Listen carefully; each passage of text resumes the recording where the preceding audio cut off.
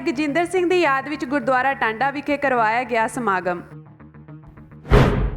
MCD ਦੀਆਂ ਚੋਣਾਂ ਵਿੱਚ ਸਿੱਖਾਂ ਦੀ ਨਾਮਾਤਰ ਨੁਮਾਇੰਦਗੀ ਤੇ ਸਿੱਖ ਜਥੇਬੰਦੀਆਂ ਨੇ ਕੀਤੀ ਸਾਂਝੀ ਪ੍ਰੈਸ ਵਾਰਤਾ। ਸਿੱਧੂ ਮੂਸੇਵਾਲਾ ਕਤਲकांड ਦੇ ਮਾਸਟਰਮਾਈਂਡ ਗੋਲਡੀ ਬਰਾੜ ਨੂੰ ਭਾਰਤ ਲਿਆਉਣ ਲਈ ਰੈੱਡ ਕਾਰਨਰ ਨੋਟਿਸ ਜਾਰੀ। ਅਮਰੀਕਾ ਪੜ੍ਹਨ ਵਾਲੇ ਸਿੱਖ ਵਿਦਿਆਰਥੀਆਂ ਨੂੰ ਸੰਸਥਾਵਾਂ ਵਿੱਚ ਕਿਰਪਾਨ ਪਾ ਕੇ ਆਉਣ ਦੀ ਮਿਲੀ ਇਜਾਜ਼ਤ। दल खालसा की जथेबंदी के संस्थापक भाई गजिंदर सिंह के 71वें जन्मदिन की याद में गुरुद्वारा साहिब टांडा विखे हुए समागम दौरान दावा किया है कि सरकारी एजेंसियां विवादित शिव सैनिकों राही सिखां ते हिंदुओं में फुट ते पाड़ा पा के पंजाब में गड़बड़ पैदा करने ते तुलियां हुई हैं। पार्टी आगुआ ने कहा कि पुलिस सुरक्षा का आनंद माण रहे अखौती शिव सैनिकों के नफरत भरे भाषण सूबे के शांतमई माहौल को विगाड़ रहे हैं।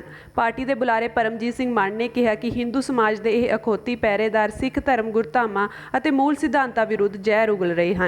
परमजीत सिंह मान ने दस्सिया कि संस्थापक भाई गजिंदर सिंह ने सितंबर 1981 ਵਿੱਚ ਭਾਰਤੀ ਜਹਾਜ਼ ਨੂੰ ਹਾਈਜੈਕ ਕੀਤਾ ਸੀ ਅਤੇ ਉਮਰ ਕੈਦ ਦੀ ਸਜ਼ਾ ਭੁਗਤਣ ਤੋਂ ਬਾਅਦ ਪਾਕਿਸਤਾਨ ਵਿੱਚ ਹੀ ਸ਼ਰਨ ਲੈ ਲਈ ਸੀ। ਜ਼ਿਕਰਯੋਗ ਹੈ ਕਿ ਦਲ ਖਾਲਸਾ ਦੇ ਬਾਨੀ ਗਜਿੰਦਰ ਸਿੰਘ ਨੂੰ ਅਕਾਲ ਤਖਤ ਸਾਹਿਬ ਵੱਲੋਂ ਜਲਾਵਤਨ ਸਿੱਖ ਯੋਧਾ ਦੀ ਉਪਾਧੀ ਮਿਲੀ ਹੋਈ ਹੈ।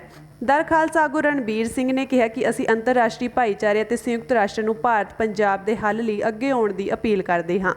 इस तो पहला गुरुद्वारा साहिब विखे भाई गजिंदर सिंह समेत समूह जलावतन जुझारूआं दी चढ़दी कला तंदुरुस्ती और सिख राजनीतिक कैदियों की रिहाइयां लई अरदास की गई। असीं अज सारे नौजवान दल खालसा दे मोढी बानी आगू इस वक्त जलावतन बेवतने सिख सरदार गजिंदर सिंह हुणां दे जन्मदिन मौके अज जिथे उन्हां दा जन्मदिन मना रहे हैं, नाल ही ਉਹ ਜਲਾਵਤਨ ਸਿੱਖ ਆਗੂ ਜਿਹੜੇ ਪਿਛਲੇ 40 ਸਾਲਾਂ ਤੋਂ ਆਪਣੇ ਸੰਘਰਸ਼ ਕਾਰਨ ਪੰਜਾਬ ਦੀ ਆਜ਼ਾਦੀ ਕਾਰਨ ਜਲਾਵਤਨ ਨੇ, ਉਹਨਾਂ ਨੂੰ ਵੀ ਯਾਦ ਕਰ ਰਹੇ ਹਾਂ, ਉਹਨਾਂ ਦੀ ਸੰਘਰਸ਼ ਨੂੰ ਸਿਜਦਾ ਕਰ ਰਹੇ ਹਾਂ। ਉਹਨਾਂ ਦੀ ਜਿਹੜੀ ਕਮਾਈ ਹੈ, ਜਿਹੜੀ ਉਹਨਾਂ ਦੀ ਕੰਟਰੀਬਿਊਸ਼ਨ ਹੈ, ਜਿਹੜੀ ਉਹਨਾਂ ਨੇ ਇਹ ਸੰਘਰਸ਼ ਦੇ ਵਿੱਚ ਕੌਮ ਨੂੰ पंजाब नूं आज़ाद कराउण लई सिर तोड़ यतन कीते, असीं उहनूं भी सजदा करन लई अज इकत्तर होए हां। ते नाल ही गुरु चरनां 'च भी अरदास कीती आ कि जिहड़े इस संघर्ष दौरान जिहड़े मेरे तो पहलां जिवें सरदार परमजीत सिंह हुणां ने कहा कि जिहड़े जंगी कैदी ने, साडे राजसी कैदी ने, उहनां दी जिहड़ी बंद खलासी, उहनां दी रिहाई दी जिहड़ी गुरु महाराज दे चरनां 'च अरदास कीती आ, असीं उहनां दे संघर्ष नूं ਉਹਨਾਂ ਨੂੰ ਵੀ ਸਜਦਾ ਕਰਨ ਲਈ ਅੱਜ 71 ਹੋਏ ਆ।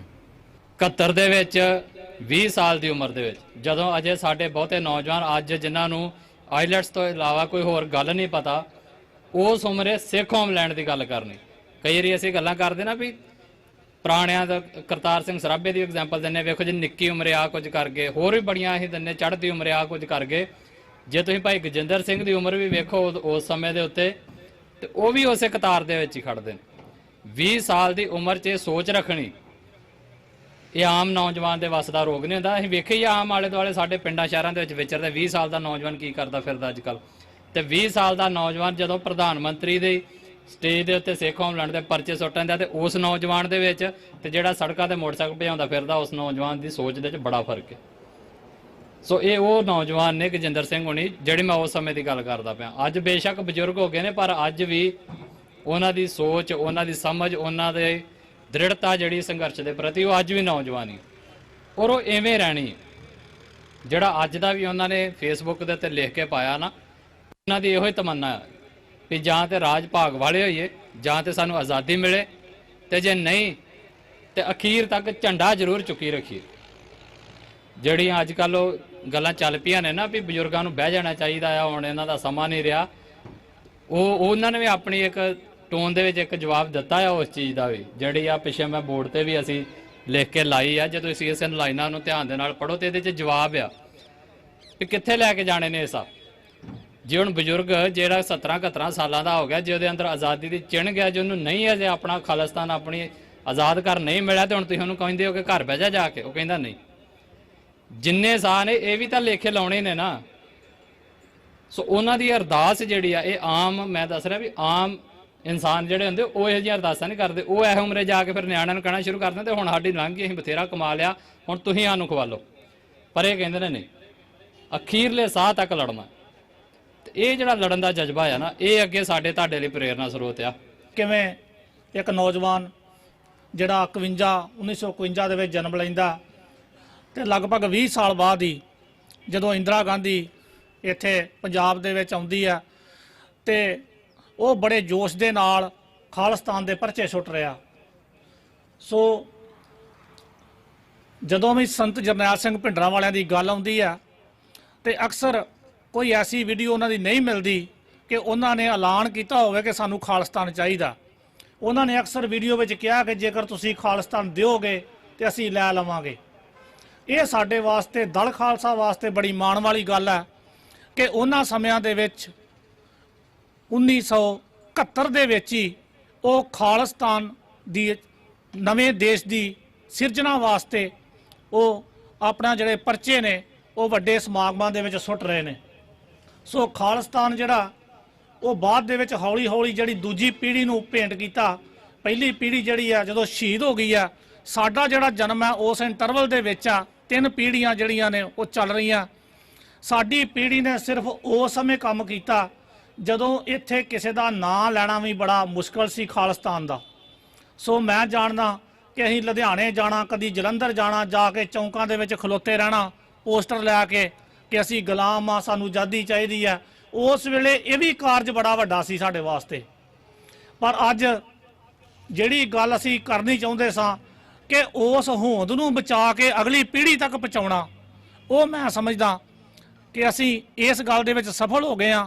ਅੱਜ ਤੀਜੀ ਪੀੜ੍ਹੀ ਜਿਹੜੀ ਆ ਭਾਈ ਗੁਰਨਾਮ ਸਿੰਘ ਹੋਣੀ, ਇਹਨਾਂ ਨੇ ਉਹ ਝੰਡਾ ਆਜ਼ਾਦੀ ਵਾਲਾ ਫੜ ਲਿਆ ਤੇ ਜਿਹੜਾ ਗਜਿੰਦਰ ਸਿੰਘ ਜੀ ਹੁਣਾਂ ਦਾ ਸੁਪਨਾ ਜਿਹੜਾ ਉਹਨਾਂ ਦੇ ਵੱਲੋਂ ਲਿਆ ਗਿਆ ਸੀ ਉਹਨੂੰ ਹਕੀਕਤ ਦੇ ਵਿੱਚ ਪਹੁੰਚਾਉਣ ਵਾਸਤੇ, ਸੁਪਨੇ ਤੋਂ ਹਕੀਕਤ ਵਿੱਚ ਜਾਣ ਵਾਸਤੇ ਅੱਜ ਸਾਡੀ ਜਿਹੜੀ ਤੀਜੀ ਪੀੜ੍ਹੀ ਆ ਉਹ ਤਿਆਰ ਆ। ਅੱਜ ਅਲਾਇੰਸ ਆਫ ਸਿੱਖ ਆਰਗੇਨਾਈਜੇਸ਼ਨ ਅਤੇ ਸਿੱਖ ਅਵੇਅਰਨੈਸ ਸੁਸਾਇਟੀ ਨੇ ਇੱਕ ਸਾਂਝੀ ਪ੍ਰੈਸ ਵਾਰਤਾ ਕੀਤੀ, ਜਿਸ ਵਿੱਚ ਅਲਾਇੰਸ ਦੇ ਚੀਫ ਕੋਆਰਡੀਨੇਟਰ ਪਰਮਪਾਲ ਸਿੰਘ ਸਭਰਾ ਨੇ ਕਿਹਾ ਕਿ ਦਿੱਲੀ ਦੀਆਂ ਮਿਊਨਿਸਪਲ ਕਾਰਪੋਰੇਸ਼ਨ ਦੀਆਂ ਹੋ ਰਹੀਆਂ ਚੋਣਾਂ ਵਿੱਚ ਰਾਜਨੀਤਿਕ ਪਾਰਟੀਆਂ ਵੱਲੋਂ ਸਿੱਖਾਂ ਨੂੰ ਦਿੱਤੀ ਗਈ ਨਾਮਾਤਰ ਨੁਮਾਇੰਦਗੀ ਨੇ ਰਾਜਧਾਨੀ ਵਿੱਚ ਰਾਜਨੀਤਿਕ ਪਾਰਟੀਆਂ ਦਾ ਸਿੱਖ ਵਿਰੋਧੀ ਚਿਹਰਾ ਨੰਗਾ ਕੀਤਾ ਹੈ। ਉਹਨਾਂ ਨੇ ਬੀਜੇਪੀ, ਆਪ ਅਤੇ ਕਾਂਗਰਸ ਦੇ ਆਗੂਆਂ ਨੂੰ ਸਾਂਝੇ ਤੌਰ ਤੇ ਸਵਾਲ ਕਰਦਿਆਂ ਕਿਹਾ ਕਿ ਹਰ ਵਿਪਦਾ ਦੇ ਸਮੇਂ ਸਿੱਖ ਆਪਣੀਆਂ ਜਾਨਾਂ ਦੀ ਪਰਵਾਹ ਕੀਤੇ ਬਿਨਾਂ ਲੋਕ ਸੇਵਾ ਕਰਦੇ ਹਨ। ਕਰੋਨਾ ਦੇ ਭਿਆਨਕ ਕਾਲ ਦੌਰਾਨ ਸਿੱਖਾਂ ਨੇ ਕੇਵਲ ਖਾਦ ਪਦਾਰਥਾਂ ਦਾ ਹੀ ਨਹੀਂ ਬਲਕਿ ਆਕਸੀਜਨ ਦੇ ਲੰਗਰ ਲਗਾ ਕੇ ਲੱਖਾਂ ਲੋਕਾਂ ਦੀ ਜਾਨ ਬਚਾਈ।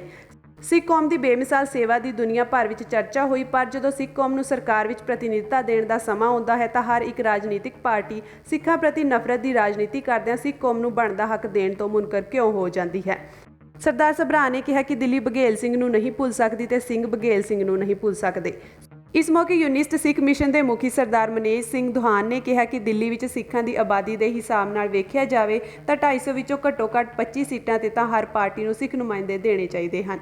ਉਹਨਾਂ ਨੇ ਮੀਡੀਆ ਨੂੰ ਅੰਕੜੇ ਜਾਰੀ ਕਰਦਿਆਂ ਕਿਹਾ ਕਿ ਦਿੱਲੀ ਵਿੱਚ 40 ਐਸੇ ਵਾਰਡ ਹਨ ਜਿਨ੍ਹਾਂ ਵਿੱਚ ਸਿੱਖ ਵਸੋਂ 20% ਤੋਂ 40% ਹੈ, ਪਰ 2013 ਤੋਂ ਸਰਕਾਰ ਵਿੱਚ ਸਿੱਖਾਂ ਦੀ ਨੁਮਾਇੰਦਗੀ ਲਗਾਤਾਰ ਘਟਦੀ ਹੁਣ ਨਾ ਮਾਤਰ ਹੀ ਬਚੀ ਹੈ। ਉਹਨਾਂ ਨੇ ਆਪ ਸੁਪਰੀਮੋ ਅਰਵਿੰਦ ਕੇਜਰੀਵਾਲ ਨੂੰ ਸਵਾਲ ਕਰਦਿਆਂ ਕਿਹਾ ਕਿ ਸਰਕਾਰ ਵਿੱਚ ਦਿਨੋਂ ਦਿਨ ਸਿੱਖਾਂ ਦੀ ਨੁਮਾਇੰਦਗੀ ਖਤਮ ਕਰਨ ਦਾ ਕੀ ਕਾਰਨ ਹੈ। ਕੀ ਇਹ ਬਹੁਗਿਣਤੀ ਨੂੰ ਖੁਸ਼ ਕਰਕੇ ਵੋਟਾਂ ਦੇ ਧਰੂਵੀਕਰਨ ਕਰਨ ਦੀ ਰਾਜਨੀਤੀ ਕਾਰਨ ਹੋ ਰਿਹਾ ਹੈ।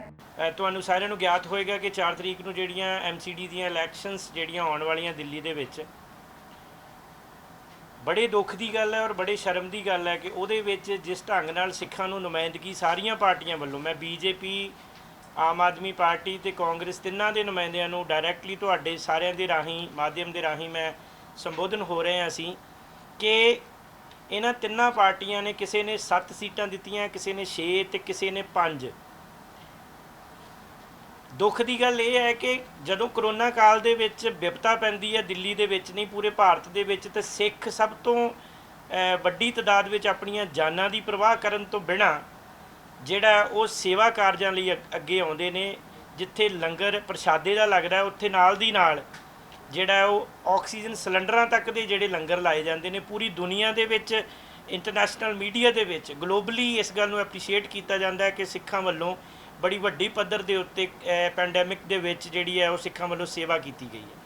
ਪਰ ਜਦੋਂ ਸਿੱਖਾਂ ਨੂੰ ਨੁਮਾਇੰਦਗੀ ਦੇਣ ਦੀ ਗੱਲ ਆਉਂਦੀ ਹੈ, ਸਿੱਖਾਂ ਨੂੰ ਰਾਜ ਵਿੱਚ ਹਿੱਸਾ ਦੇਣ ਦੀ ਗੱਲ ਆਉਂਦੀ ਹੈ, ਤੇ ਸਾਡੇ ਨਾਲ ਇੰਨੀ ਬੇਗਾਨਗੀ ਕਿਉਂ ਕੀਤੀ ਜਾਂਦੀ ਹੈ। ਸਾਰੀਆਂ ਪਾਰਟੀਆਂ ਆਪਣਾ ਜਿਹੜਾ ਸਿੱਖ ਵਿਰੋਧੀ ਚਿਹਰਾ ਹੈ ਉਹਨਾਂ ਦਾ ਬੁਰੀ ਤਰ੍ਹਾਂ ਨੰਗਾ ਹੋਇਆ ਇਸ ਗੱਲ ਦੇ ਉੱਤੇ ਕਿ ਜਦੋਂ ਉਹਨਾਂ ਨੇ 4-4, 5-5 ਸੀਟਾਂ ਜਿਹੜੀਆਂ ਉਹ ਸਿੱਖ ਨੁਮਾਇੰਦਿਆਂ ਨੂੰ ਦਿੱਤੀਆਂ ਨੇ। ਉਹ ਵੀ ਮੇਰੇ ਖਿਆਲ ਨਾਲ ਹਾਲਾਤ ਇਹੋ ਜਿਹੇ ਬਣਨੇ ਆ, ਬਹੁਤੀ ਵਾਰੀ ਇੱਕ ਦੂਜੇ ਦੇ ਖਿਲਾਫ ਹੀ ਹੋਣਗੇ ਤੇ ਸ਼ਾਇਦ 250 MCD ਦੇ ਮੈਂਬਰਾਂ ਵਿੱਚੋਂ 2-3 ਹੀ ਹੋਣਗੇ ਜਿਹੜੇ ਸਿੱਖਾਂ ਦੀ ਨੁਮਾਇੰਦਗੀ ਕਰਨਗੇ।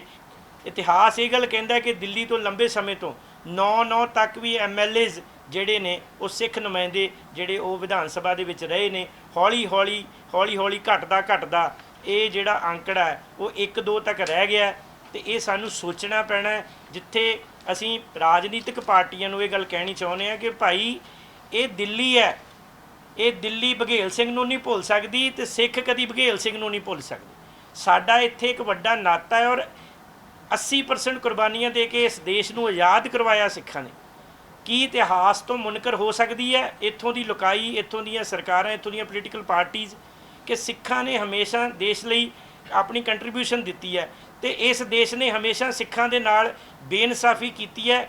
ਅਜੇ ਸਾਡੇ ਬੰਦੀ ਸਿੰਘ ਜਿਹੜੇ 30 ਸਾਲ ਤੋਂ ਜੇਲ੍ਹਾਂ ਕੱਟ ਰਹੇ ਸੀ ਉਹਨਾਂ ਦਾ ਮਸਲਾ ਕੰਟੀਨਿਊਸਲੀ ਸਰਕਾਰਾਂ ਦਾ ਕੁੰਡਾ ਖੜਕਾਉਣ ਦੇ ਬਾਵਜੂਦ ਵੀ ਹੱਲ ਨਹੀਂ ਹੋਇਆ। ਸਾਰੀਆਂ ਸਿੱਖ ਧਿਰਾਂ ਇਨਕਲੂਡਿੰਗ ਜਥੇਦਾਰ ਸ੍ਰੀ ਅਕਾਲ ਤਖਤ ਸਾਹਿਬ ਬਾਰ-ਬਾਰ ਸਰਕਾਰ ਨੂੰ ਬੰਦੀ ਸਿੰਘਾਂ ਨੂੰ ਰਿਹਾ ਕਰਨ ਦੀ ਅਪੀਲ ਕਰ ਰਹੇ ਨੇ ਔਰ ਸਜ਼ਾਵਾਂ ਪੂਰੀਆਂ ਕਰ ਚੁੱਕੇ ਬੰਦੀ ਸਿੰਘਾਂ ਦੇ ਲਈ ਸਰਕਾਰ ਨੇ ਨੋਟੀਫਿਕੇਸ਼ਨ ਕਰਨ ਤੋਂ ਬਾਅਦ ਵੀ ਉਹਨਾਂ ਨੂੰ ਰਿਹਾ ਨਹੀਂ ਕੀਤਾ। ਇਹ ਲਗਾਤਾਰ ਧੱਕਾ ਉਸ ਦੇਸ਼ ਦੀ ਕੈਪੀਟਲ ਦੇ ਵਿੱਚ ਹੋ ਰਿਹਾ ਜਿਹੜਾ ਆਪਣੇ ਆਪ ਨੂੰ ਦੁਨੀਆ ਦੀ ਸਭ ਤੋਂ ਵੱਡੀ ਡੈਮੋਕ੍ਰੇਸੀ ਕਹਿੰਦਾ। ਪੂਰੀ ਦੁਨੀਆ ਦੇ ਵਿੱਚ ਅੱਜ ਇਹ ਹਰ ਇੱਕ ਸਿੱਖ ਹਿਰਦਾ ਜਿਹੜਾ ਉਹ ਚਿੰਤਾ ਵਿੱਚ ਹੋਏਗਾ ਕਿ ਦੇਸ਼ ਦੀ ਰਾਜਧਾਨੀ ਦੇ ਵਿੱਚ ਹੀ ਰਾਜਨੀਤੀ ਦੇ ਵਿੱਚ ਸਿੱਖਾਂ ਦੀ ਜਿਹੜੀ ਨੁਮਾਇੰਦਗੀ ਹੈ ਉਹ ਲਗਾਤਾਰ ਜੇ ਘਟਦੀ ਗਈ ਤੇ ਆਉਣ ਵਾਲੇ ਸਮੇਂ ਦੇ ਵਿੱਚ ਸਾਡਾ ਹਾਲ ਕੀ ਹੋਏਗਾ। हमारी सिख कम्युनिटी को रिप्रेजेंटेशन नहीं दिया जा रहा, तो अगर हम लोग अंग्रेज़ों के ज़माने की बात करें, before 1947 government of India act 1935 में बना था, उसके मुताबिक 1936 में इलेक्शन हुए थे पूरे भारत में और प्रोविंशियल ऑटोनॉमी पूरे भारत में लागू हुई थी। तो यूनाइटेड पंजाब के अंदर एक प्रावधान था उस समय कि जो कम्युनिटी माइनॉरिटी में है उसे एक्स्ट्रा वेटेज मिलेगी विधानसभा के अंदर। माने किसी कम्युनिटी की आबादी अगर 10% है तो उसे वेटेज मिलेगी 5% की, तो 15% उसे विधानसभा में सीटें मिलेंगी। उसके बावजूद भी अंग्रेज़ों से हमारे ये ग्रीवेंसेस रहते थे, ये हमारी अंग्रेज़ों से शिकायत रहती थी कि आप इंडियंस को प्रॉपर रिप्रेजेंटेशन नहीं दे रहे। तो जिस वजह से अंग्रेज़ों को भगाया था इस देश से, इसलिए भगाया था क्योंकि अंग्रेज़ भारतीय लोगों को सही रिप्रेजेंटेशन नहीं दे रहे थे, जबकि अंग्रेज़ों के ज़माने में भी सिख कम्युनिटी को एक्स्ट्रा वेटेज मिल रही थी यूनाइटेड पंजाब के अंदर। और आज हालात इस तरीके के पैदा हो गए हैं कि जितनी हमारी पॉपुलेशन है सिखों की, उस सिखों की पॉपुलेशन का 1/10 भी इस बार MCD के इलेक्शन में हमारी सिख कम्युनिटी को नहीं दिया जा रहा और ये डेलिब्रेटली किया जा रहा है। जो परमपाल भाई साहब ने बात की कि उसमें हो सकता है कि हमारी कम्युनिटी की आपस का जो है हमारी भी आपस की लड़ाइयाँ हैं, लेकिन वो लड़ाइयाँ सभी कम्युनिटीज़ में हैं। वो मुस्लिम्स में भी हैं, वो हिंदुओं में भी हैं, वो क्रिश्चियंस में भी हैं। इवन क्रिश्चियंस में तो दुनिया भर के सेक्ट्स हैं, उनके कल्ट्स हैं। इसी तरीके से मुसलमानों में हैं, हिंदुओं में भी हैं। असल मुद्दा ये है कि हमारी कम्युनिटी का ये पॉलिटिकल जेनोसाइड करने की सारी पॉलिटिकल पार्टीज़ इकट्ठे रल मिल के ये पॉलिटिकल जेनोसाइड हमारी सिख कम्युनिटी का कर रही हैं। और अगर आज MCD इलेक्शन में भी हमारी कम्युनिटी का रिप्रेजेंटेशन नहीं हुआ तो आगे विधानसभा में भी नहीं होगा और दिल्ली मॉडल जो है ये पूरे भारत में लागू किया जाएगा। ये बात केवल दिल्ली तक नहीं है, ये बात फिर हरियाणा में भी जाएगी, ये बात जो है फिर धीरे धीरे पंजाब में भी जाएगी, ये बात जो है फिर एडजॉइनिंग सभी स्टेट्स में जहाँ सिख कम्युनिटी है वहाँ ये जाएगी। तो ये दिल्ली से ये सारी पॉलिटिकल पार्टीज़ ने इस मुहिम को शुरू किया है कि सिखों का रिप्रेजेंटेशन उनकी पॉपुलेशन के प्रोपोर्शनेट बहुत कम किया जाए। और अगर हम लोग इसके खिलाफ नहीं बोले, अगर हम लोगों ने इसके बरखिलाफ आवाज़ नहीं उठाई, हम लोग चुप रहे, किसी भी कारण को मानकर अगर हम लोग चुप रहे, तो मैं ऐसा मानता हूं कि फ्यूचर के अंदर सिख जो है कोई विधानसभा के अंदर नहीं पहुंच पाएगा और हमारी आवाज़ जो है कॉन्स्टिट्यूशनल वे में विधानसभा में, लोकसभा में हमारी आवाज़ उठाने वाला इन फ्यूचर कोई रहेगा नहीं। ਅਮਰੀਕਾ ਵਿੱਚ ਪੜ੍ਹ ਰਹੇ ਸਿੱਖ ਵਿਦਿਆਰਥੀਆਂ ਲਈ ਚੰਗੀ ਖਬਰ ਹੈ ਕਿਉਂਕਿ ਹੁਣ ਉਹ ਉੱਥੋਂ ਦੀਆਂ ਸਿੱਖਿਆ ਸੰਸਥਾਵਾਂ ਵਿੱਚ ਕਿਰਪਾਨ ਪਾ ਸਕਣਗੇ। ਯੂਨੀਵਰਸਿਟੀ ਨੇ ਆਪਣੀ ਕੈਂਪਸ ਔਨ ਹਥਿਆਰਾਂ ਦੀ ਨੀਤੀ ਨੂੰ ਅਪਡੇਟ ਕੀਤਾ ਹੈ। ਇਹ ਫੈਸਲਾ 2 ਮਹੀਨੇ ਪਹਿਲਾਂ ਇੱਕ ਸਿੱਖ ਵਿਦਿਆਰਥੀ ਦੀ ਗ੍ਰਿਫਤਾਰੀ ਤੋਂ ਬਾਅਦ ਲਿਆ ਗਿਆ ਹੈ, ਜਿਸ ਦੀ ਵੀਡੀਓ ਸੋਸ਼ਲ ਮੀਡੀਆ ਤੇ ਵੀ ਕਾਫੀ ਵਾਇਰਲ ਹੋਈ ਸੀ। ਸਤੰਬਰ ਵਿੱਚ ਇੱਕ ਸਿੱਖ ਵਿਦਿਆਰਥੀ ਉੱਤਰੀ ਕੈਰੋਲੀਨਾ ਯੂਨੀਵਰਸਿਟੀ ਵਿੱਚ ਕਿਰਪਾਨ ਪਾ ਕੇ ਪਹੁੰਚਿਆ ਸੀ, ਜਿਸ ਤੋਂ ਬਾਅਦ ਉਸ ਨੂੰ ਉਤਾਰਨ ਲਈ ਕਿਹਾ ਗਿਆ ਸੀ। ਅਜਿਹਾ ਨਾ ਕਰਨ ਤੇ ਉਸ ਨੂੰ ਗ੍ਰਿਫਤਾਰ ਕਰ ਲਿਆ ਗਿਆ। ਯੂਨੀਵਰਸਿਟੀ ਦੀ ਨੀਤੀ ਵਿੱਚ ਇਸ ਸੰਬੰਧੀ ਨਿਯਮ ਵੀ ਰੱਖੇ ਗਏ ਹਨ, ਜਿਨ੍ਹਾਂ ਅਨੁਸਾਰ ਕਿਰਪਾਨ ਦੀ ਲੰਬਾਈ 3 ਇੰਚ ਤੋਂ ਘੱਟ ਹੋਣੀ ਚਾਹੀਦੀ ਹੈ। ਯੂਨੀਵਰਸਿਟੀ ਨੇ ਇੱਕ ਬਿਆਨ ਵਿੱਚ ਕਿਹਾ ਕਿ ਅਸੀਂ ਦ ਸਿੱਖ ਕੋਲੀਜਨ ਅਤੇ ਗਲੋਬਲ ਸਿੱਖ ਕੌਂਸਲ ਸਮੇਤ ਕਈ ਸਿੱਖ ਆਗੂਆਂ ਨਾਲ ਵਿਚਾਰ ਵਟਾਂਦਰਾ ਕਰਨ ਤੋਂ ਬਾਅਦ ਪੁਰਾਣੀ ਨੀਤੀ ਵਿੱਚ ਬਦਲਾਅ ਕੀਤਾ ਹੈ। ਯੂਨੀਵਰਸਿਟੀ ਦੇ ਚਾਂਸਲਰ ਸ਼ੈਰਨ ਐਲ ਗੈਬਰ ਅਤੇ ਮੁੱਖ ਵਿਭਿੰਨਤਾ ਅਧਿਕਾਰੀ ਬ੍ਰਾਂਡਨ ਐਲ ਵੁਲਫ ਨੇ ਕਿਹਾ ਕਿ ਅਸੀਂ ਕਿਰਪਾਨ ਲੈ ਕੇ ਜਾਣ ਵਾਲੇ ਵਿਦਿਆਰਥੀ ਦੀ ਗ੍ਰਿਫਤਾਰੀ ਲਈ ਮੁਆਫੀ ਮੰਗਦੇ ਹਾਂ। ਨਵੀਂ ਨੀਤੀ ਲਈ ਲਏ ਗਏ ਫੈਸਲੇ ਨੂੰ ਤੁਰੰਤ ਲਾਗੂ ਕਰ ਦਿੱਤਾ ਗਿਆ ਹੈ। ਮਰਹੂਮ ਪੰਜਾਬੀ ਗਾਇਕ ਸਿੱਧੂ ਮੂਸੇਵਾਲਾ ਕਤਲकांड ਦੇ ਮਾਸਟਰਮਾਈਂਡ ਨੂੰ ਪੰਜਾਬ ਪੁਲਿਸ ਵੱਲੋਂ ਭਾਰਤ ਲਿਆਉਣ ਲਈ ਰੈੱਡ ਕਾਰਨਰ ਨੋਟਿਸ ਜਾਰੀ ਕੀਤਾ ਗਿਆ ਹੈ। ਸੂਬਾ ਪੁਲਿਸ ਮੁਖੀ ਨੇ ਇਸ ਸੰਬੰਧੀ ਟਵੀਟ ਕਰਦਿਆਂ ਜਾਣਕਾਰੀ ਦਿੱਤੀ ਹੈ। ਡੀਜੀਪੀ ਪੰਜਾਬ ਗੌਰਵ ਯਾਦਵ ਨੇ ਟਵੀਟ ਕਰਕੇ ਇਸ ਸੰਬੰਧੀ ਜਾਣਕਾਰੀ ਦਿੰਦਿਆਂ ਕਿਹਾ ਹੈ ਕਿ ਉੱਤਰੀ ਅਮਰੀਕਾ ਸਥਿਤ ਗੈਂਗਸਟਰ ਗੋਲਡੀ ਬਰਾੜ ਨੂੰ ਭਾਰਤ ਲਿਆਉਣ ਲਈ ਰੈੱਡ ਕਾਰਨਰ ਨੋਟਿਸ ਜਾਰੀ ਕੀਤਾ ਗਿਆ ਹੈ। ਜ਼ਿਕਰਯੋਗ ਹੈ ਕਿ ਸਿੱਧੂ ਮੂਸੇਵਾਲਾ ਕਤਲकांड ਤੋਂ ਇਲਾਵਾ ਪੰਜਾਬ ਸਮੇਤ ਕਈ ਸੂਬਿਆਂ ਦੀ ਪੁਲਿਸ ਗੋਲਡੀ ਬਰਾੜ ਦੀ ਭਾਲ ਕਰ ਰਹੀ ਹੈ। ਪੰਜਾਬ ਪੁਲਿਸ ਕੋਲੇ ਪੱਕੀ ਜਾਣਕਾਰੀ ਹੈ ਕਿ ਸਿੱਧੂ ਮੂਸੇਵਾਲਾ ਕਤਲकांड ਦਾ ਮਾਸਟਰਮਾਈਂਡ ਗੈਂਗਸਟਰ ਸਤਿੰਦਰ ਸਿੰਘ ਉਰਫ ਗੋਲਡੀ ਬਰਾੜ ਇਸ ਸਮੇਂ ਉੱਤਰੀ ਅਮਰੀਕਾ 'ਚ ਹੈ। ਪੰਜਾਬ ਪੁਲਿਸ ਅਤੇ ਹੋਰ ਰਾਜਾਂ ਦੀ ਪੁਲਿਸ ਲਗਾਤਾਰ ਉਸ ਦੇ ਟਿਕਾਣੇ ਦਾ ਪਤਾ ਲਗਾਉਣ ਦੀ ਕੋਸ਼ਿਸ਼ ਕਰ ਰਹੀ ਹੈ। ਇਸ ਤੋਂ ਪਹਿਲਾਂ ਗੋਲਡੀ ਬਰਾੜ ਕੈਨੇਡਾ ਭੱਜ ਗਿਆ ਸੀ, ਪਰ ਉੱਥੇ ਖਤਰੇ ਨੂੰ ਭਾਂਫਦਿਆਂ ਉਹ ਉੱਤਰੀ ਅਮਰੀਕਾ ਨੂੰ ਚਲਾ ਗਿਆ ਦੱਸਿਆ ਜਾ ਰਿਹਾ ਹੈ। ਸੂਤਰਾਂ ਮੁਤਾਬਕ ਗੋਲਡੀ ਬਰਾੜ ਆਪਣਾ ਬਚਾਅ ਕਰਨ ਲਈ ਕੈਲੀਫੋਰਨੀਆ 'ਚ ਕਾਨੂੰਨੀ ਸ਼ਰਨ ਲੈਣ ਦੀ ਵੀ ਕੋਸ਼ਿਸ਼ ਕਰ ਰਿਹਾ ਹੈ। ਪੰਜਾਬ ਦੇ ਫਰੀਦਕੋਟ ਵਿੱਚ ਡੇਰਾ ਪ੍ਰੇਮੀ ਪ੍ਰਦੀਪ ਸਿੰਘ ਦੇ ਕਤਲ ਦੇ ਮਾਮਲੇ ਵਿੱਚ ਪੰਜਾਬ ਪੁਲਿਸ ਨੇ ਵੱਡੀ ਕਾਮਯਾਬੀ ਹਾਸਲ ਕੀਤੀ ਹੈ। ਪੰਜਾਬ ਪੁਲਿਸ ਦੀ ਐਂਟੀ ਗੈਂਗਸਟਰ ਟਾਸਕ ਫੋਰਸ ਨੇ ਰਾਜਸਥਾਨ ਪੁਲਿਸ ਅਤੇ ਕੇਂਦਰੀ ਏਜੰਸੀਆਂ ਦੀ ਮਦਦ ਨਾਲ ਇੱਕ ਮੁਕਾਬਲੇ ਤੋਂ ਬਾਅਦ ਰਮਜ਼ਾਨ ਖਾਨ ਉਰਫ ਰਾਜ ਹੁੱਡਾ ਨੂੰ ਗ੍ਰਿਫਤਾਰ ਕੀਤਾ ਹੈ। ਦੱਸ ਦਈਏ ਕਿ 10 ਨਵੰਬਰ ਨੂੰ ਕੋਟਕਪੂਰਾ 'ਚ 6 ਹਮਲਾਵਰਾਂ ਨੇ ਪ੍ਰਦੀਪ ਸਿੰਘ ਨੂੰ ਉਸ ਦੀ ਦੁਕਾਨ ਦੇ ਬਾਹਰ ਗੋਲੀ ਮਾਰ ਕੇ ਕਤਲ ਕਰ ਦਿੱਤਾ ਸੀ। ਇਸ ਬਾਰੇ ਜਾਣਕਾਰੀ ਦਿੰਦਿਆਂ ਡੀਜੀਪੀ ਪੰਜਾਬ ਗੌਰਵ ਯਾਦਵ ਨੇ ਦੱਸਿਆ ਕਿ ਮੁਕਾਬਲੇ 'ਚ ਦੋਸ਼ੀ ਰਮਜ਼ਾਨ ਨੂੰ 2 ਗੋਲੀਆਂ ਲੱਗੀਆਂ ਹਨ ਅਤੇ ਉਸ ਨੂੰ ਹਸਪਤਾਲ 'ਚ ਭਰਤੀ ਕਰਵਾਇਆ ਗਿਆ ਹੈ। ਡੇਰਾ ਪ੍ਰੇਮੀ ਪ੍ਰਦੀਪ ਸਿੰਘ ਦਾ ਕਤਲ ਕਰਨ ਵਾਲੇ 5 ਹੋਰ ਮੁਲਜ਼ਮ ਪਹਿਲਾਂ ਹੀ ਗ੍ਰਿਫਤਾਰ ਕੀਤੇ ਜਾ ਚੁੱਕੇ ਹਨ। ਪ੍ਰਦੀਪ ਸਿੰਘ ਦੀ ਟਾਰਗੇਟਡ ਕਿਲਿੰਗ ਦੇ ਵਿੱਚ ਅੱਜ ਪੰਜਾਬ ਪੁਲਿਸ ਨੂੰ ਇੱਕ ਵੱਡੀ ਸਫਲਤਾ ਮਿਲੀ, ਜਦੋਂ ਕਿ ਪੰਜਾਬ AGTF ਦੀ ਟੀਮ ਨੇ ਜੈਪੁਰ ਤੋਂ 6th ਸ਼ੂਟਰ ਰਮਜ਼ਾਨ ਖਾਨ ਉਰਫ ਰਾਜ ਹੁੱਡਾ ਨੂੰ ਗ੍ਰਿਫਤਾਰ ਕੀਤਾ। ਇਸ ਟਾਰਗੇਟਡ ਕਿਲਿੰਗ ਦਾ ਸੂਤਰਧਾਰ North America based Goldy Brar ਹੈ, ਜਿਸ ਦਾ ਰੈੱਡ ਕਾਰਨਰ ਨੋਟਿਸ ਜਾਰੀ ਹੋ ਗਿਆ ਤੇ ਉਹਨੂੰ ਸ਼ੀਘਰ ਹੀ ਪੰਜਾਬ ਲਿਆਇਆ ਜਾਊਗਾ। This operation was completed with the complete support and coordination from central agencies and Rajasthan Police। ਹਾਲ ਦੇ ਵਿੱਚ ਹੀ ਪੰਜਾਬ ਦੇ ਮੁੱਖ ਮੰਤਰੀ ਸਰਦਾਰ ਭਗਵੰਤ ਮਾਨ ਨੇ ਰਿਵਿਊ ਮੀਟਿੰਗ ਕਰਕੇ law and order the game plan ਬਣਾਇਆ ਹੈ, ਜਿਸ ਨੂੰ ਅਮਲ ਵਿੱਚ ਲਿਆਂਦੇ ਹੋਏ ਪੰਜਾਬ ਪੁਲਿਸ ਪੰਜਾਬ ਨੂੰ ਬਹੁਤ ਛੇਤੀ ਕ੍ਰਾਈਮ ਫ੍ਰੀ ਤੇ ਡਰੱਗਸ ਫ੍ਰੀ ਕਰ ਦੂਗੀ। ਸ਼੍ਰੋਮਣੀ ਗੁਰਦੁਆਰਾ ਪ੍ਰਬੰਧਕ ਕਮੇਟੀ ਪ੍ਰਧਾਨ ਸਰਦਾਰ ਹਰਜਿੰਦਰ ਸਿੰਘ ਧਾਮੀ ਨੇ ਹਰਿਆਣਾ ਵਿਧਾਨ ਸਭਾ ਸਪੀਕਰ ਸ਼੍ਰੀ ਗਿਆਨ ਚੰਦ ਗੁਪਤਾ ਵੱਲੋਂ ਪੰਜਾਬ ਰਾਜਪਾਲ ਸ਼੍ਰੀ ਬਨਵਾਰੀ ਲਾਲ ਪ੍ਰੋਹਿਤ ਨਾਲ ਇਕੱਤਰਤਾ ਕਰਕੇ ਚੰਡੀਗੜ੍ਹ ਅੰਦਰ ਵੱਖਰੀ ਹਰਿਆਣਾ ਵਿਧਾਨ ਸਭਾ ਲਈ ਜ਼ਮੀਨ ਮੰਗਣ ਦੀ ਸਖਤ ਨਿਖੇਧੀ ਕੀਤੀ ਹੈ। ਐਡਵੋਕੇਟ ਹਰਜਿੰਦਰ ਸਿੰਘ ਧਾਮੀ ਨੇ ਕਿਹਾ ਕਿ ਪੰਜਾਬ ਦੇ ਦਰਜਨਾਂ ਪਿੰਡ ਉਜਾੜ ਕੇ ਬਣੇ ਚੰਡੀਗੜ੍ਹ ਤੇ ਕੇਵਲ ਪੰਜਾਬ ਦਾ ਹੀ ਹੱਕ ਹੈ ਅਤੇ ਇਸ ਤੇ ਕਿਸੇ ਨੂੰ ਵੀ ਡਾਕਾ ਨਹੀਂ ਮਾਰਨ ਦਿੱਤਾ ਜਾਵੇਗਾ। ਉਹਨਾਂ ਕਿਹਾ ਕਿ ਪੰਜਾਬ ਦੇ ਅਧਿਕਾਰਾਂ ਦੀ ਅਣਦੇਖੀ ਕਰਕੇ ਤਰ੍ਹਾਂ-ਤਰ੍ਹਾਂ ਦੇ ਹੱਥਕੰਡੇ ਵਰਤੇ ਜਾ ਰਹੇ ਹਨ। ਸ਼੍ਰੋਮਣੀ ਕਮੇਟੀ ਪ੍ਰਧਾਨ ਨੇ ਆਖਿਆ ਕਿ ਦੁੱਖ ਦੀ ਗੱਲ ਹੈ ਕਿ ਪੰਜਾਬ ਦੇ ਮੁੱਖ ਮੰਤਰੀ ਸਰਦਾਰ ਭਗਵੰਤ ਸਿੰਘ ਮਾਨ ਵੀ ਸੂਬੇ ਦੀ ਤਰਜਮਾਨੀ ਕਰਨ ਦੀ ਥਾਂ ਵਿਰੋਧ ਵਿੱਚ ਭੁਗਤ ਰਹੇ ਹਨ। ਕੁਝ ਦਿਨ ਪਹਿਲਾਂ ਆਇਆ ਉਹਨਾਂ ਦਾ ਟਵੀਟ ਇਸ ਦੀ ਤਸਦੀਕ ਹੈ, ਜਿਸ ਵਿੱਚ ਉਹਨਾਂ ਵੱਖਰੀ ਪੰਜਾਬ ਵਿਧਾਨ ਸਭਾ ਲਈ ਜ਼ਮੀਨ ਦੀ ਮੰਗ ਕਰਕੇ ਚੰਡੀਗੜ੍ਹ ਤੇ ਪੰਜਾਬ ਦੇ ਹੱਕ ਨੂੰ ਕਮਜ਼ੋਰ ਕਰਨ ਦਾ ਯਤਨ ਕੀਤਾ ਹੈ। ਉਹਨਾਂ ਕਿਹਾ ਕਿ ਮੁੱਖ ਮੰਤਰੀ ਸਰਦਾਰ ਭਗਵੰਤ ਸਿੰਘ ਮਾਨ ਵੱਲੋਂ ਨਿਭਾਈ ਜਾ ਰਹੀ ਸਾਜ਼ਿਸ਼ੀ ਭੂਮਿਕਾ ਦੇ ਕਾਰਨ ਹੀ ਕੇਂਦਰ ਸਰਕਾਰ ਚੰਡੀਗੜ੍ਹ ਵਿੱਚੋਂ ਪੰਜਾਬ ਦੇ ਹੱਕਾਂ ਨੂੰ ਲਗਾਤਾਰ ਘੱਟ ਕਰ ਰਹੀ ਹੈ। ਐਡਵੋਕੇਟ ਧਾਮੀ ਨੇ ਕਿਹਾ ਕਿ ਚੰਡੀਗੜ੍ਹ ਤੇ ਪੰਜਾਬ ਦਾ ਹੱਕ ਸੀ, ਹੱਕ ਹੈ ਅਤੇ ਹੱਕ ਰਹੇਗਾ। ਕੇਂਦਰ ਵੱਲੋਂ ਪੰਜਾਬ ਨਾਲ ਪਹਿਲਾਂ ਹੀ ਕਈ ਧੱਕੇ ਕੀਤੇ ਗਏ ਹਨ ਅਤੇ ਹੁਣ ਹੋਰ ਧੱਕੇ ਬਰਦਾਸ਼ਤ ਨਹੀਂ ਕੀਤੇ ਜਾਣਗੇ। ਸਾਬਕਾ ਮੈਂਬਰ ਪਾਰਲੀਮੈਂਟ ਅਤੇ ਸ਼੍ਰੋਮਣੀ ਅਕਾਲੀ ਦਲ ਦੇ ਸੀਨੀਅਰ ਆਗੂ ਪ੍ਰੋਫੈਸਰ ਪ੍ਰੇਮ ਸਿੰਘ ਚੰਦੂਮਾਜਰਾ ਨੇ ਕਿਹਾ ਕਿ ਲੰਬੇ ਸਮੇਂ ਤੋਂ ਮੁਸ਼ਤਰਕਾ ਮਾਲਕੀਅਤ ਹੱਕਾਂ ਵਾਲੀਆਂ ਸ਼ਾਮਲਾਤ ਜ਼ਮੀਨਾਂ ਕਿਸਾਨਾਂ ਅਤੇ ਮਜ਼ਦੂਰਾਂ ਕੋਲੋਂ ਜਬਰੀ ਖੋਹ ਕੇ ਪੰਚਾਇਤਾਂ ਨੂੰ ਦੇਣਾ ਸੂਬੇ ਦੇ ਲੋਕਾਂ ਨਾਲ ਵੱਡਾ ਧੱਕਾ ਹੈ। ਪ੍ਰੋਫੈਸਰ ਚੰਦੂਮਾਜਰਾ ਨੇ ਲੋਕਾਂ ਕੋਲੋਂ ਖਾਲੀ ਕਰਵਾ ਕੇ ਸ਼ਾਮਲਾਤਾਂ ਨੂੰ ਅਚਾਨਕ ਪੰਚਾਇਤ ਵਿਭਾਗ ਨੂੰ ਵਾਪਸ ਕਰਨ ਵਾਲੀ ਪੰਜਾਬ ਸਰਕਾਰ ਦੀ ਕਾਰਵਾਈ ਨੂੰ ਗੈਰ ਸੰਵਿਧਾਨਕ ਕਰਾਰ ਦਿੱਤਾ। ਉਹਨਾਂ ਕਿਹਾ ਕਿ ਪੰਜਾਬ ਸਰਕਾਰ ਦਾ ਅਜਿਹਾ ਫੈਸਲਾ ਸੂਬੇ ਅੰਦਰ ਉਥਲ-ਪੁਥਲ ਵਾਲਾ ਮਾਹੌਲ ਪੈਦਾ ਕਰੇਗਾ। ਅਕਾਲੀ ਆਗੂ ਨੇ ਕਿਹਾ ਕਿ ਬੇਸਮਝੀ ਵਿੱਚ ਰਾਜ ਸਰਕਾਰ ਵੱਲੋਂ ਲਿਆ ਗਿਆ ਇਹ ਫੈਸਲਾ ਜਿੱਥੇ ਪੰਜਾਬ ਦੇ ਲੋਕਾਂ ਨੂੰ ਅਦਾਲਤਾਂ ਅਤੇ ਕਾਨੂੰਨਦਾਨਾਂ ਦੇ ਚੱਕਰਾਂ 'ਚ ਫਸਾਏਗਾ, ਉੱਥੇ ਹੀ ਸੂਬੇ ਅੰਦਰ ਲੜਾਈ ਝਗੜਿਆਂ ਵਾਲੇ ਮਾਹੌਲ ਨੂੰ ਹੋਰ ਉਤਸ਼ਾਹਿਤ ਕਰੇਗਾ। ਪੰਜਾਬ ਸਰਕਾਰ ਨੇ ਜਿਹੜਾ ਫੈਸਲਾ ਕੀਤਾ ਮੁਸ਼ਤਰਕਾ ਮਾਲਕਾਨਾ ਜ਼ਮੀਨਾਂ ਮਾਲਕਾਂ ਤੋਂ ਖੋਹ ਕੇ ਸ਼ਾਮਲਾਟ ਬਣਾਉਣ ਦਾ, ਉਹ ਸਰਾਸਰ ਧੱਕਾ ਔਰ ਮਾਲਕੀ ਦੇ ਵਿਧਾਨਕ ਹੱਕ ਜਿਹੜੇ ਨੇ ਸਰਕਾਰ ਵੱਲੋਂ ਸਿੱਧੇ ਤੌਰ ਤੇ ਖੋਣਾ ਕਿਸੇ ਤਰ੍ਹਾਂ ਵੀ ਜਾਇਜ਼ ਨਹੀਂ ਹੈ। ਸਰਕਾਰ ਨੂੰ ਇਸ ਸੱਚਾਈ ਨੂੰ ਅੱਖੋਂ ਪਰੋਖੇ ਨਹੀਂ ਕਰਨਾ ਚਾਹੀਦਾ ਕਿ ਇਹਨਾਂ ਜ਼ਮੀਨਾਂ ਦੇ ਮਾਲਕ ਲੋਕ ਸੀ। ਮਾਲਕ ਇਹ ਤਾਂ ਮਰੱਬੇਬੰਦੀ ਚੱਕਬੰਦੀ ਸਮੇਂ ਆਮ ਸਹਿਮਤੀ ਨਾਲ ਆਪਸੀ ਸਹਿਮਤੀ ਰਾਹੀਂ ਸਾਂਝੇ ਮੰਤਵ ਲਈ ਕੁਛ ਹਿੱਸਾ ਮਤਲਬ ਆਪਣੀਆਂ ਜ਼ਮੀਨਾਂ ਵਿੱਚੋਂ ਸਾਂਝੇ ਮੰਤਵ ਲਈ ਰਾਖਵਾਂ ਰੱਖਿਆ ਗਿਆ ਸੀ। ਪਰ ਜਦੋਂ ਸਾਂਝੇ ਮੰਤਵ ਲਈ ਨਾ ਵਰਤੀਆਂ ਗਈਆਂ ਤਾਂ ਉਹਦਾ ਮਸ਼ਤਰਕਾ ਮਾਲਕਾਨਾ ਜੁਮਲਾ ਮਾਲਕਾਨਾ ਨਾ ਦੇ ਕੇ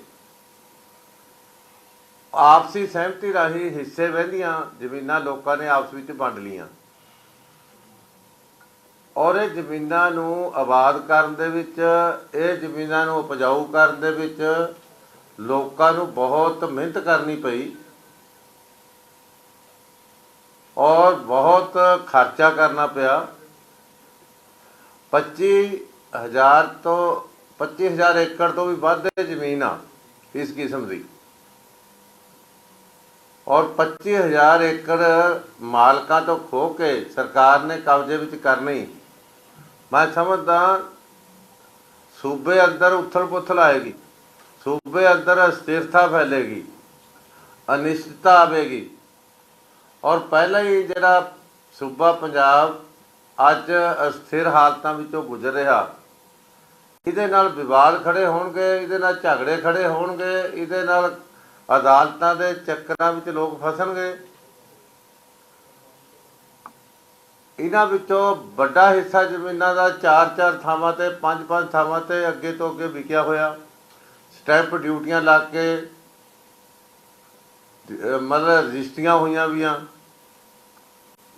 ਤੇ ਉਹਨਾਂ ਨੂੰ ਮੁੜ ਕੇ ਵਾਪਸ ਕਰਾਉਣ ਦੇ ਚੱਕਰ ਵਿੱਚ ਤਾਂ ਬਹੁਤ ਵੱਡਾ ਪ੍ਰੋਸੈਸ ਲੰਘਣਾ ਪਏਗਾ ਜਿਹੜਾ ਕਿਸੇ ਤਰ੍ਹਾਂ ਵੀ ਉਚਿਤ ਨਹੀਂ।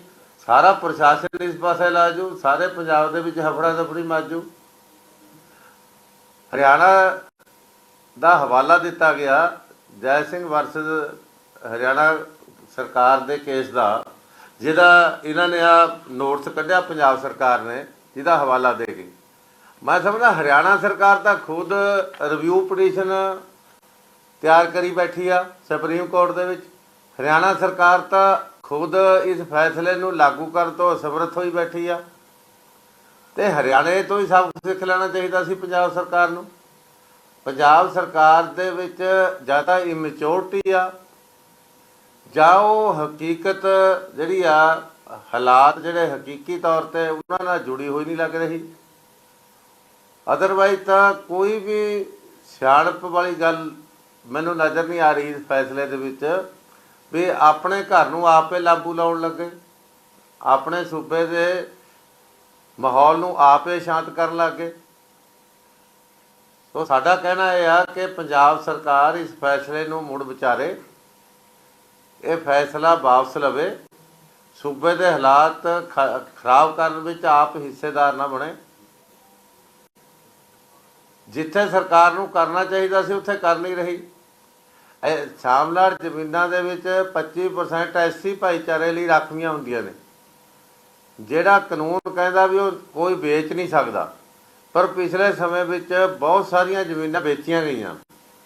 ਉਹ ਜਾਂਚ ਕਰਨ ਦੀ ਲੋੜ ਆ ਕਿ ਐਸਸੀ ਭਾਈਚਾਰੇ ਦੇ 25% ਰਾਖਵੀਆਂ ਜ਼ਮੀਨਾਂ ਕਿਉਂ ਵਿਕੀਆਂ, ਕਿਵੇਂ ਵਿਕੀਆਂ, ਕੌਣ ਜ਼ਿੰਮੇਵਾਰ ਆ, ਉਹਦੀ ਜਾਂਚ ਹੋਣੀ ਚਾਹੀਦੀ ਆ।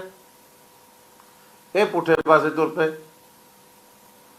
ਸੋ ਉਹ 25% ਜ਼ਮੀਨਾਂ ਵਿੱਚੋਂ ਬਹੁਤ ਸਾਰੀਆਂ ਜ਼ਮੀਨਾਂ ਜਿਹੜੀਆਂ ਧਨਾੜ ਲੋਕਾਂ ਨੇ ਖਰੀਦ ਲਈਆਂ, ਸਸਤੇ ਰੇਟ ਤੇ ਖਰੀਦ ਲਿਆ, ਕਿਵੇਂ ਖਰੀਦ ਲਿਆ, ਗੈਰ ਕਾਨੂੰਨੀ ਤਰੀਕੇ ਨਾਲ ਖਰੀਦ ਲਿਆ, ਉਹਨਾਂ ਦੀ ਤਾਂ ਜਾਂਚ ਹੋਣੀ ਚਾਹੀਦੀ ਆ।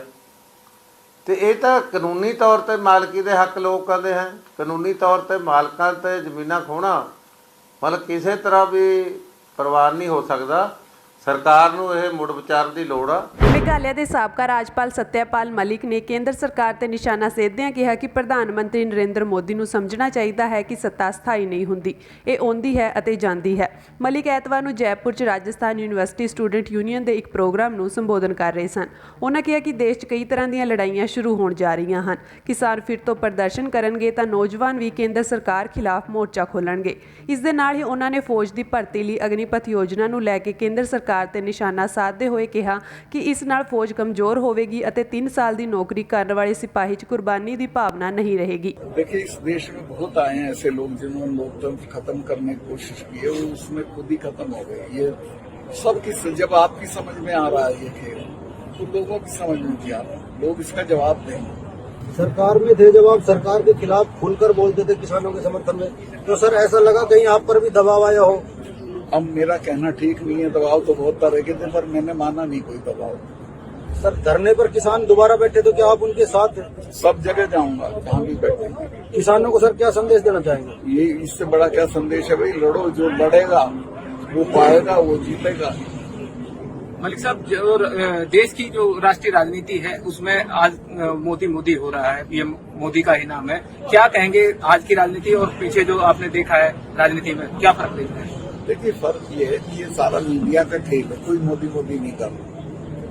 आप अभी देखो, ये जहाँ चुनाव हो रहे हैं उनमें सब जगह घटेंगे। लोकसभा में तो इनका पता ही नहीं चलने का। बंगाल हारेंगे, केरल हारेंगे, तमिलनाडु हारेंगे, महाराष्ट्र हारेंगे, राजस्थान हारेंगे, और सिर्फ यूपी में वो मायावती चूंकि खेल कर देती है आखिरी वक्त पे पैसे के लालच में, बाकी न पंजाब जीत रहे हैं न हरियाणा जीत रहे हैं। किसान आंदोलन के बाद जो स्थिति पैदा हुई देश में, तो 2024 के चुनाव में क्या मलिक साहब उसका असर देखने को मिलेगा? इससे बढ़ा हुआ मिलेगा जो आज है। तो भाजपा को, क्योंकि लोग इसके खेल को समझ गए हैं कि ये सिर्फ अडानी के गोदाम बनवा दिए इन्होंने पानीपत में, बड़े पैमाने पे गेहूं खरीद के डाल दिया, क्योंकि गेहूं महंगा होने वाला अंतर्राष्ट्रीय बाजार। किसान के तो दाना रहा नहीं, उसका तो चला गया, तो अब ये अडानी के लिए क्रिकेट खेल रहे हैं। किसान की आय जो बढ़ाने की बात थी वो आज बढ़ी नहीं है, किसान दुखी है, तो क्या कहेंगे? देखो, किसान की आय तो कभी नहीं बढ़ी बेचारे की, वो तो ऐसे उथल पुथल रहता है। किसान की आय बढ़ाने का इन्होंने कोई कदम नहीं उठाया, कोई वो नहीं किया तरीका है कार के इससे आमदनी बढ़े। आमदनी कब बढ़ती है? जब आपको सही दाम मिले। ਪੰਜਾਬ ਕਾਂਗਰਸ ਪ੍ਰਧਾਨ ਰਾਜਾ ਵੜਿੰਗ ਨੇ ਅੱਜ ਟਵੀਟ ਕਰ ਵਾਰਿਸ ਪੰਜਾਬ ਦੇ ਜਥੇਬੰਦੀ ਦੇ ਆਗੂ ਅੰਮ੍ਰਿਤਪਾਲ ਸਿੰਘ ਵੱਲੋਂ ਹਥਿਆਰਾਂ ਨੂੰ ਪ੍ਰਮੋਟ ਕਰਨ ਤੇ ਸਵਾਲ ਖੜੇ ਕੀਤੇ ਹਨ। ਰਾਜਾ ਵੜਿੰਗ ਨੇ ਟਵੀਟ ਕਰਕੇ ਕਿਹਾ ਕਿ ਉਹ ਹਥਿਆਰਾਂ ਨੂੰ ਉਤਸ਼ਾਹਿਤ ਨਾ ਕਰਨ। ਟਵੀਟ ਵਿੱਚ ਵੜਿੰਗ ਨੇ ਲਿਖਿਆ ਕਿ ਅਸੀਂ ਨੌਜਵਾਨਾਂ ਨੂੰ ਅੰਮ੍ਰਿਤ ਛਕਾ ਕੇ ਉਹਨਾਂ ਨੂੰ ਸਿੱਖੀ ਦੇ ਨੇੜੇ ਲਿਆਉਣ ਦਾ ਸਵਾਗਤ ਅਤੇ ਪ੍ਰਸ਼ੰਸਾ ਕਰਦੇ ਹਾਂ। ਤੁਹਾਨੂੰ ਗੁਰੂਆਂ ਦਾ ਵਾਸਤਾ ਇਹਨਾਂ ਹਥਿਆਰਾਂ ਨੂੰ ਉਤਸ਼ਾਹਿਤ ਨਾ ਕੀਤਾ ਜਾਵੇ ਜੋ ਕਿ ਅੰਚ ਹਿੰਸਾ ਦਾ ਕਾਰਨ ਬਣਦੇ ਹਨ। ਦੱਸ ਦਈਏ ਕਿ ਰਾਜਾ ਵੜਿੰਗ ਨੇ ਅੰਮ੍ਰਿਤਪਾਲ ਸਿੰਘ ਦੀ ਹਥਿਆਰਾਂ ਨਾਲ ਇੱਕ ਤਸਵੀਰ ਵੀ ਸਾਂਝੀ ਕੀਤੀ ਹੈ ਜਿਸ ਵਿੱਚ ਉਹਨਾਂ ਦੇ ਨਾਲ ਇੱਕ ਹੋਰ ਸਿੰਘ ਦਿਖ ਰਿਹਾ ਹੈ ਤੇ ਦੋਵਾਂ ਨੇ ਹੱਥਾਂ 'ਚ ਬੰਦੂਕਾਂ ਫੜੀਆਂ ਹੋਈਆਂ ਹਨ। ਇੰਡੋਨੇਸ਼ੀਆ ਦੇ ਮੁੱਖ ਟਾਪੂ ਜਾਵਾ ਵਿੱਚ ਅੱਜ 5.6 ਦੀ ਤੀਬਰਤਾ ਭੂਚਾਲ ਆਇਆ ਜਿਸ ਨਾਲ ਦਰਜਨਾਂ ਇਮਾਰਤਾਂ ਨੂੰ ਨੁਕਸਾਨ ਪਹੁੰਚਿਆ ਤੇ ਲੋਕਾਂ ਨੂੰ ਆਪਣੀਆਂ ਜਾਨਾਂ ਬਚਾਉਣ ਲਈ ਗਲੀਆਂ ਵਿੱਚ ਖੜੇ ਹੋਣ ਲਈ ਮਜਬੂਰ ਹੋਣਾ ਪਿਆ। ਪ੍ਰਾਪਤ ਜਾਣਕਾਰੀ ਅਨੁਸਾਰ ਭੂਚਾਲ ਵਿੱਚ ਘੱਟੋ-ਘੱਟ 46 ਲੋਕਾਂ ਦੀ ਜਾਨ ਚਲੀ ਗਈ ਅਤੇ 700 ਤੋਂ ਵੱਧ ਲੋਕ ਜ਼ਖਮੀ ਹੋਏ ਹਨ। ਅਮਰੀਕੀ ਭੂ ਵਿਗਿਆਨ ਸਰਵੇਖਣ ਨੇ ਕਿਹਾ ਹੈ ਕਿ 5.6 ਦੀ ਤੀਬਰਤਾ ਵਾਲੇ ਭੂਚਾਲ ਦਾ ਕੇਂਦਰ ਪੱਛਮੀ ਜਾਵਾ ਸੂਬੇ ਦੇ ਸਿਆਨਜੂਰ ਖੇਤਰ ਵਿੱਚ ਧਰਤੀ ਤੋਂ 10 ਕਿਲੋਮੀਟਰ ਹੇਠਾਂ ਸੀ।